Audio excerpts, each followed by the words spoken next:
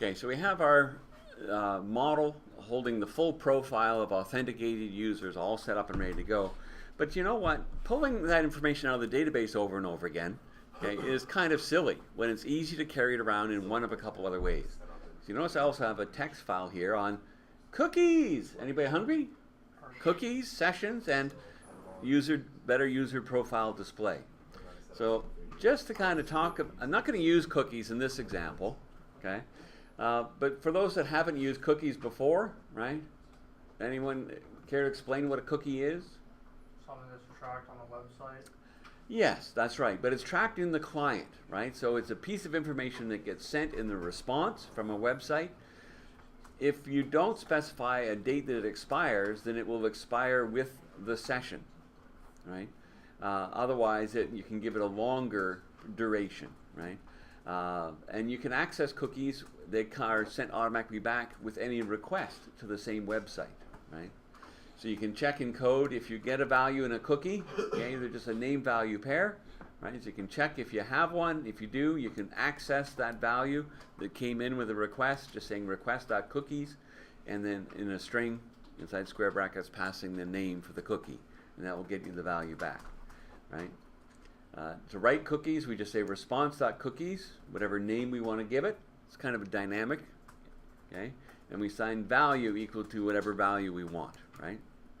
Optionally, you can say dot expires and do something like datetime dot, now add days, or datetime add days, 30 days, whatever, give it a month, right?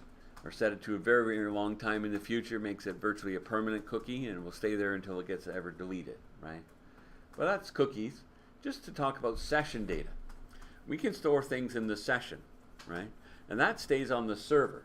So it cuts down on the amount of data going back and forth, plus it avoids the possibility of an end user disabling all cookies. Now, nobody does that anymore. I'm lying. Obviously, some people do, right? Hardly anybody does, but if you use a session, you don't have to worry about that, right? About having your cookie turned down.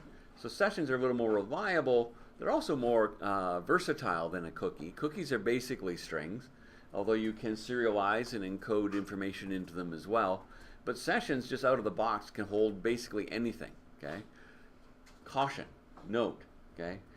Although they can hold complex objects, you would never want to put large amounts of data in the session, because that stays on the server and takes up server memory, right? So that will severely limit both performance and scalability, the number of users you can support.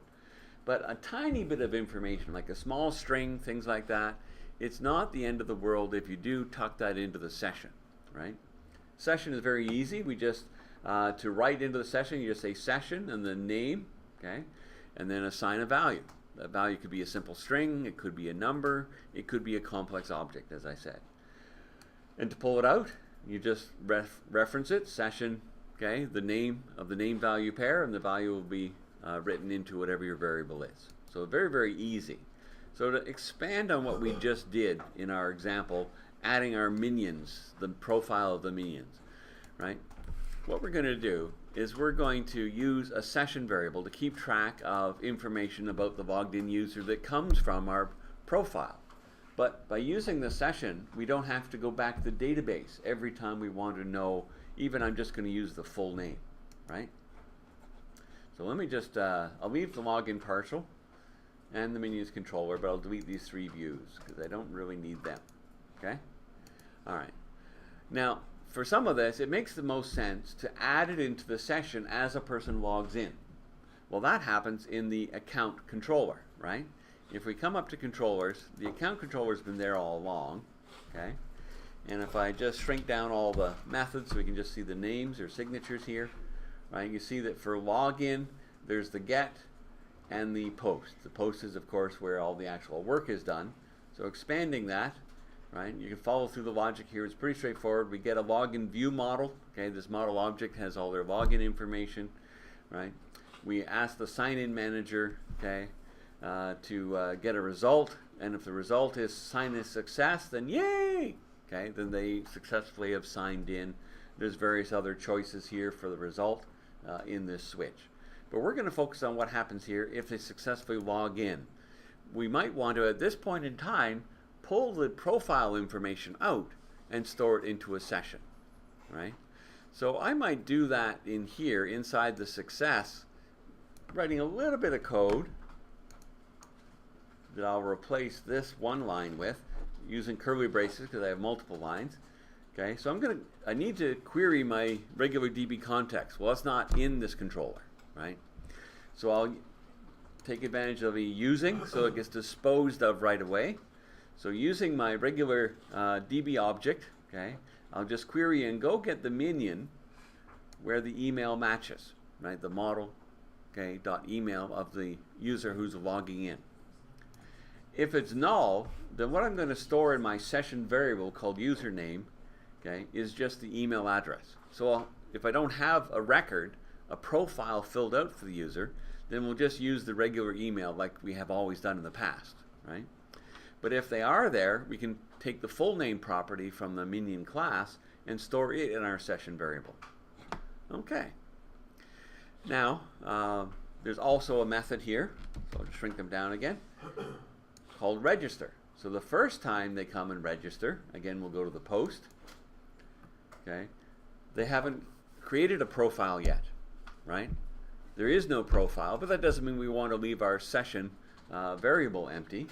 So somewhere in here, I will just say, okay, well, they've registered. If result is succeeded, so they were able to create this application user, right?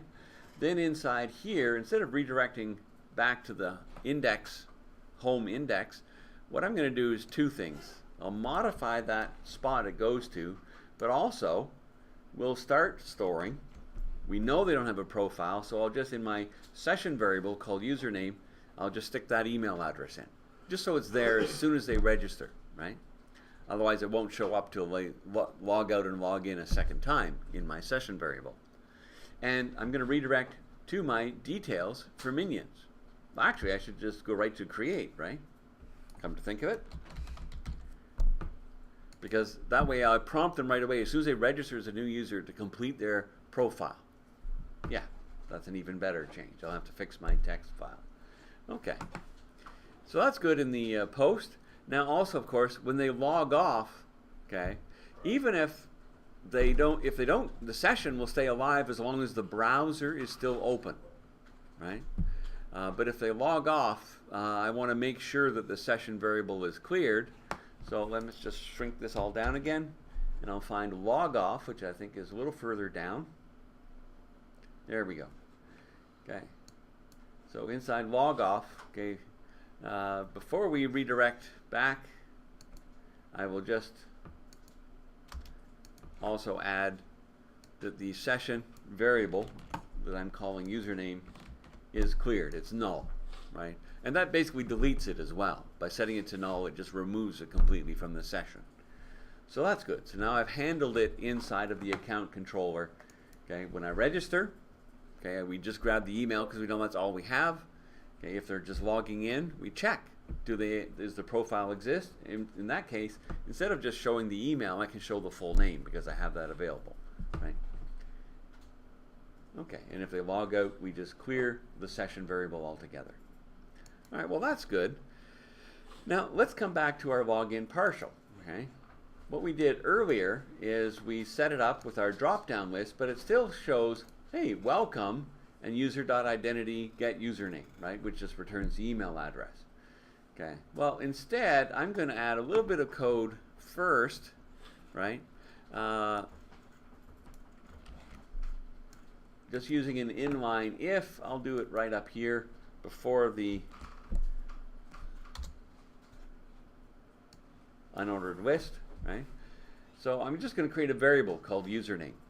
And what I'm going to do is see if session.username, if it's null, sorry, if it's not null, then we're going to use it, right? Remember, it might have two states. It might just have the email address, in which case we're no further ahead, or it might have the actual full name, right?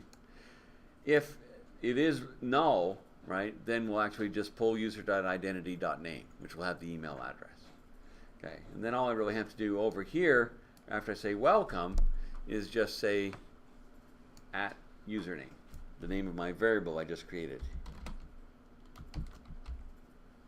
Okay, So that just means as long as it's available, we'll basically show the full name of the user instead of just the email address. So that's a little more friendly, okay?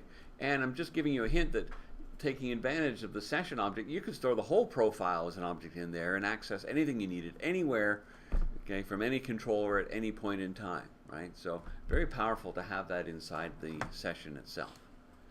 All right, so that's the only difference we really have to make in there, and that should be good. You might say, why even bother check if this is null? Well, the only reason this would ever come up actually is if the session was still, the user is still logged in, but the session is closed. Yes, that can happen, okay, believe it or not, right? Because the cookie might last longer than the session, the authentication cookie. Okay, so now let's register as a new user. We'll go through that step. Okay, so Wilma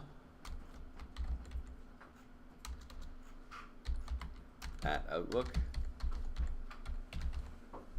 password, and password. So we'll register, right? So we'll create this new application user. Notice that our login partial up here shows welcome, and just use the email address because that's the only thing that exists right now, right? And of course that's how we set it up in our register action inside the account controller. But we've also come over here to the create profile. So now we're prompted right away to create the profile for this new user that just registered. So Wilma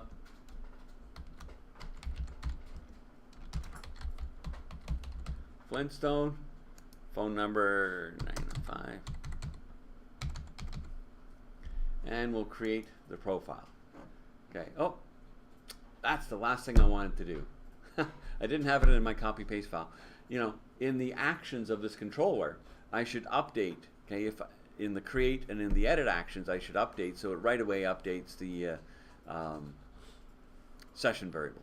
Okay, that's the last thing I'm going to do, and then we'll be done. I forgot to put that in my copy paste file. So that's why it still shows the email, even though we do have a full name available now. Now, if I were to log off and log in, it would show the full name up here, right? But I might as well fix that first. So I'll just stop running. Oh, darn. I should have left the browser open. Showed you that if I just stop running and start again, session is over, right? It loses the value, but the user would still be logged in depending on their option. Anyway, you trust me, don't you? All right, let's just come over to the Minions controller. Just one little line change to make here in both the create post, right? After we've successfully saved changes, then we'll put session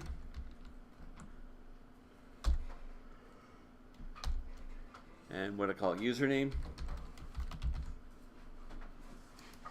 equals, okay, I have the minion, so it's just minion dot full name, right?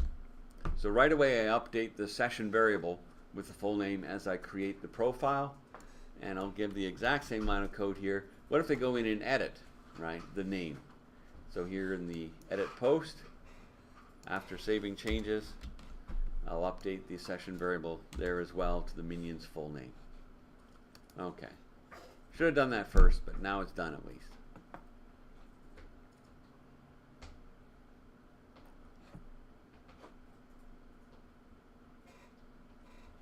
So I'll log in as Wilma.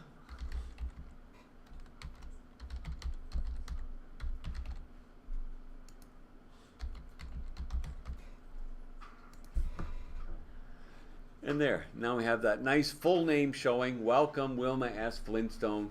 Okay, if I go down to manage profile, then that will take me to the details. Okay, I can see it all here. Oh, the middle name isn't Sammy, right? I can edit the profile. It's William, pick on a different letter. Louise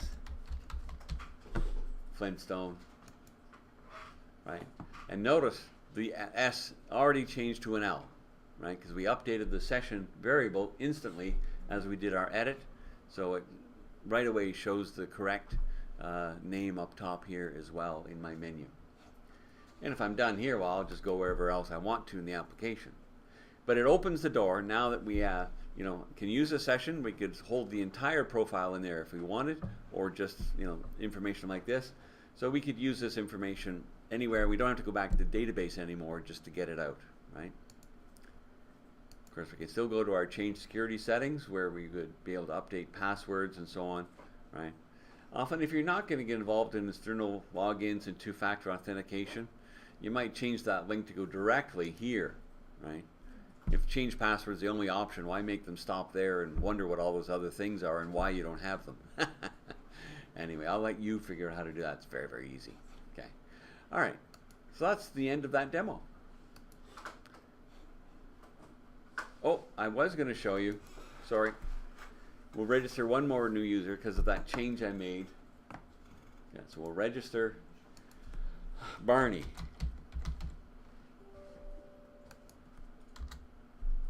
Rubble. Oh, Barney at, sorry, thinking the wrong thing. Barney at, he's a Gmail person.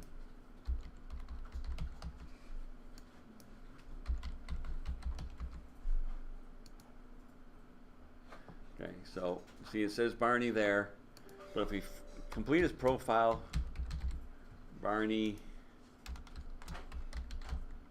William Rubble, his phone is, and I see his profile here, and you see it's already updated the session variable with the full name of the minion as well. So working much better than it was. And if I log off, of course, then my session variable is empty. And good. All right. Well, that's it. I am done now.